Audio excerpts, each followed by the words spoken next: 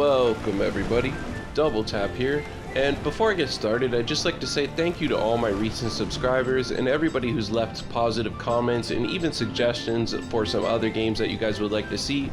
Please do not hesitate to give me any recommendations of other games that you guys would like to see tutorials for. It would really help me expand and build on this channel. So with all that being said, let's get back to where we left off with part 3 and get started on part 4 of this Banished tips and tutorials. Now, where we left off there was a lot happening, but first things first, I want to get right into this trading post because this is a very important element of the game and this is the first time he's coming to visit our little town on his boat. So first things first, when you open up this initial tab, inventory represents our actual inventory on what we have to offer him. Trade is what he has brought to us to offer us. Now it shows the cost, the count, which is how many he has available on him, and there under the trade tab is how many we are requesting from him. At the bottom it is showing the total price that it would cost for those said things. Now here under orders, this is pretty simple. This is a tab that shows everything that this said vendor offers, and if you click and highlight any of these said things, basically you are letting him know that these would be preferred items for him to bring back next time he comes back to visit our town.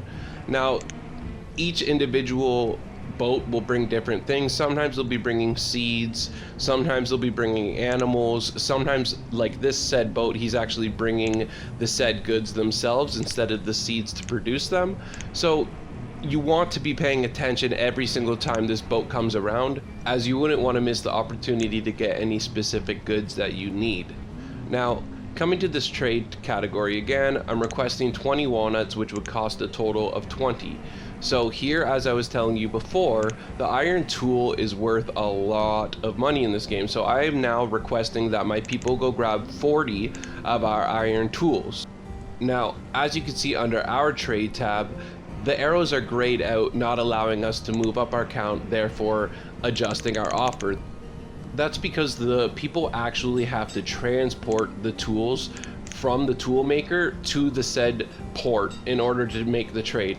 So if you pay attention closely, you'll actually see the little man with the cart moving to the tools shop and then moving them back to the port so that we could trade. Now I'm going to pause the game right here because I make a mistake, so I would like us all to learn from my mistake. Here, instead of offering him the proper amount of iron tools to equal the total value of 20, I offer him 20 tools, and the total value actually ends up being 160, which is outrageous because I could have gotten another 140 walnuts, seeing as the cost is only 1 per item. So I just overpaid 140 total units for absolutely no reason. So let's all learn from this and make sure when you are doing the trading post and you are offering the trade that you are not overpaying, because the game will allow you to overpay, but obviously it will not allow you to underpay. So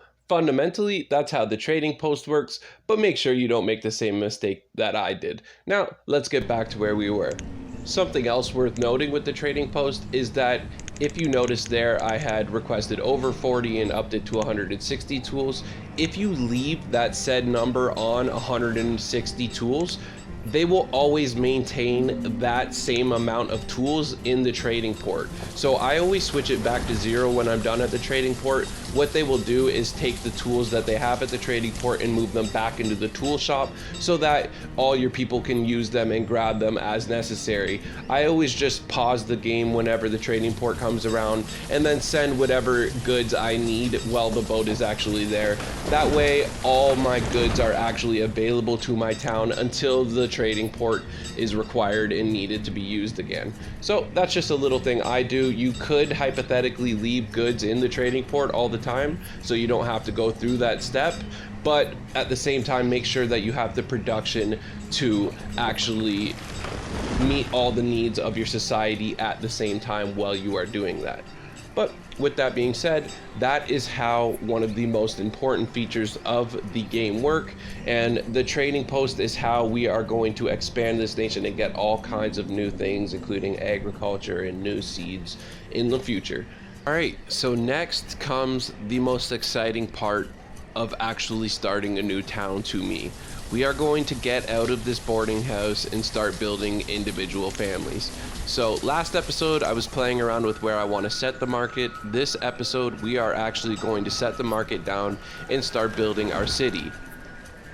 Now, full disclosure to my subscribers and anybody else watching this, I am an architectural technology graduate, so I was basically taught how to be OCD, and if things are not aligned or don't at least look pleasing to the eyes, it will drive me crazy. So here I play around with where I'm going to set my market and set all the homes, and I start putting them down, and it ends up driving me crazy that I can't place things where I want. So you'll see that I end up utilizing the remove and cancel tool here quite a bit. I'm going to end up Xing all this work that I do out in just a minute and redoing it all again. So what I'm going to do is just speed it up a little bit for you guys so that you can actually see the way my final process works out and how I like to lay down my thing so that it looks pleasing. So with that being said, I'm just going to fast forward a little bit here and get to where I start building the actual city that I go with.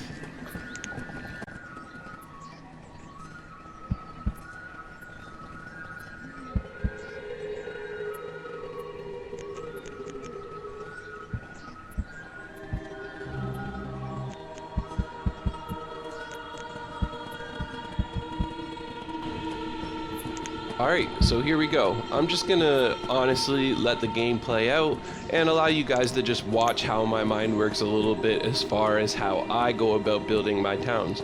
So, with that being said, enjoy this gameplay and I'll hop back in when I'm finished.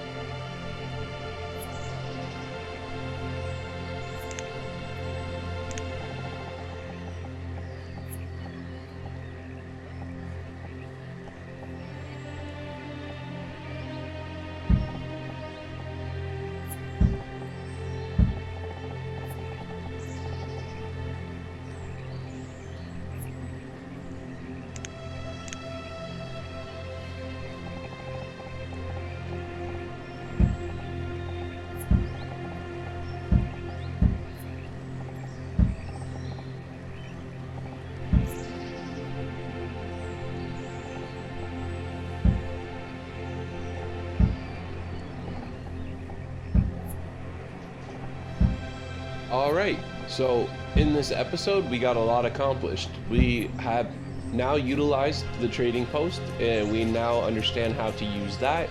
We are finally getting out of this boarding house, and we are going to start building individual families and allowing these people to flourish properly. Our market is going to be going up. Our food production is just fine. So as our little builders get prepared to build up our little town and our market, I think this is a perfect time to call this episode a wrap. I just want to thank everybody who's watched this and who's supported me thus far. I genuinely appreciate all of you guys again. You guys have no idea how much it means to a small channel. Getting even a single sub and comments and likes, it really does mean a lot to me. So thanks guys. I hope you guys come back again for part 5. And as I was letting some of you guys know in the comments, I absolutely am planning on bringing some new series to you. I am definitely leaning towards Prison Architect and maybe some RimWorld. So just let me know if you guys would have any other suggestions for me. And until next time, you guys have a great day. Double Tap out.